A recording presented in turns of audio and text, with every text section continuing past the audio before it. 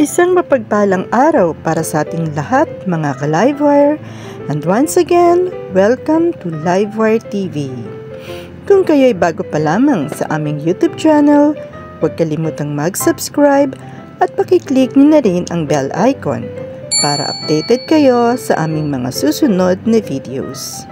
Ang sili o capsicum ay isang uri ng halaman na kasapi ng Solanaceae na nagtataglay ng may maanghang na mga bunga.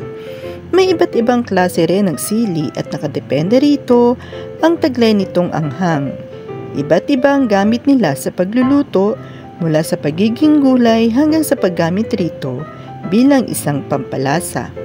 Ang siling labuyo or wild chili ay isang maliit na sili na karaniwang makikita sa Pilipinas.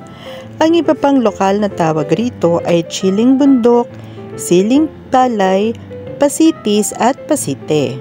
Kadalasang itong inihahalo sa gulay o ginagawang sausawan o chili sauce. Ang jalapeno or siling haba ay pangalawa sa karaniwang uri ng sili na likas na matatagpuan sa Pilipinas.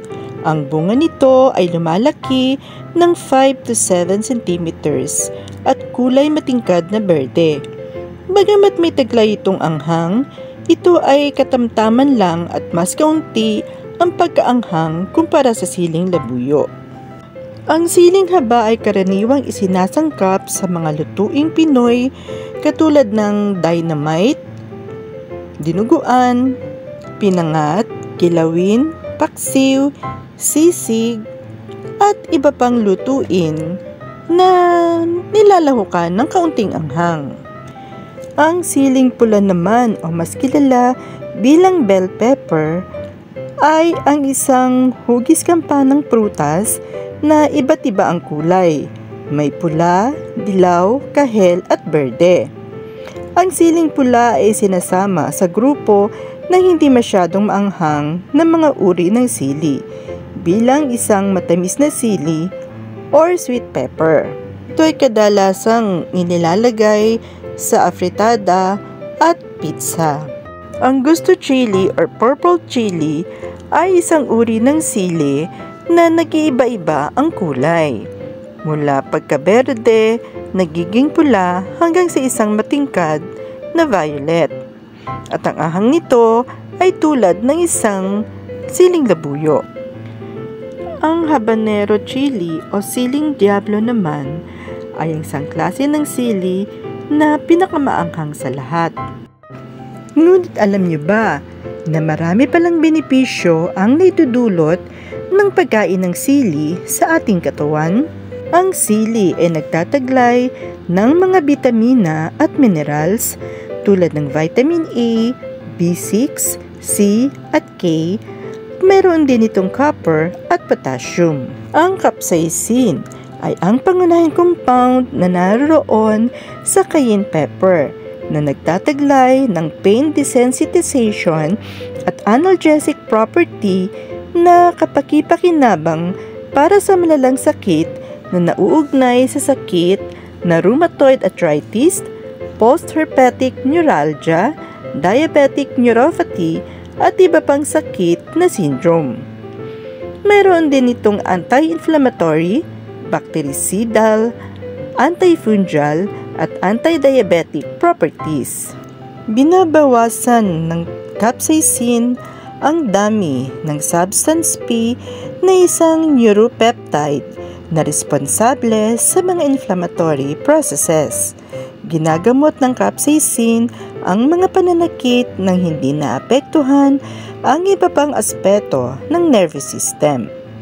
Ito ang dahilan kung bakit ibinebenta ito bilang gels, patches at ointments. Isa pa sa magandang katangian ng capsaicin na makikita sa siling labuyo ay ang pagpapabilis ng metabolism. Kaya mas nagpapadali ang pagtunaw ng maraming calories. Dagdag pa rito, nagbibigay ito ng pakiramdam ng pagkamusog na pumipigil sa isang tao na kumain ng higit pa sa kinakailangan. Meron ding pag-aaral na nagsasabing kayang palitan ng capsaicin ang white blood cells para maging brown cells na tumutunaw ng taba. Sinasabi rin na ang capsaicin ang nakakatulong na makapagpababa ng kolesterol sa katawan at pumipigil sa dugo na magdikit-dikit. Mahalagang abilidad na ito para maiwasan ang pagkakaroon ng blood clots na sanhi ng stroke. Bukod sa taglay nitong bitamina, ang Capsicum fructescens ay mayaman din sa antioxidants, alkaloids, flavonoids, polyphenols, carotenoids, vitamina C at vitamina E na nakakatulong ang pag-aalis ng mga free radicals na nagiging toxic kapag naipon. Tandaang hindi lamang umiepekto ang init o anghang ng taglay ng siling labuyo habang kinakain. Nagbibigay din ito na nakapapasong pakiramdam sa balat at paghawak o pagdampi sa durog na sili. Dagdag pa rito na maging maingat sa aksidente na mahawakan ng mata. Ligtas ang paggamit ng kaunting dami ng siling labuyo bilang sangkap sa mga lutong bahay. Ngunit maaari din itong magdulot ng karamdaman sa tiyan tulad ng cramps, abdominal pain at pagtatae. Dahil dito, hinihikayat na umiwas sa siling labuyo kung may gastrointestinal disorder tulad ng irritable bowel syndrome or IBS. Kasamaang palad, maaari makaapekto ang capsaicin sa anticoagulants, cocaine, theophylline at iba pang gamot sa high blood pressure. Bilang pangkalatang tuntunin, makabubuting kumonsulta muna sa inyong doktor kung meron kayong allergy o may iniinom kayong maintenance na gamot. At sa lahat po ng aming mga viewers and subscribers, maraming salamat po sa inyong lahat. Thanks for watching everyone. Bye! Huwag niyo rin pong kalimutang i-follow ang aming FB page, ang Margaret's Mystical Charms and Amulets.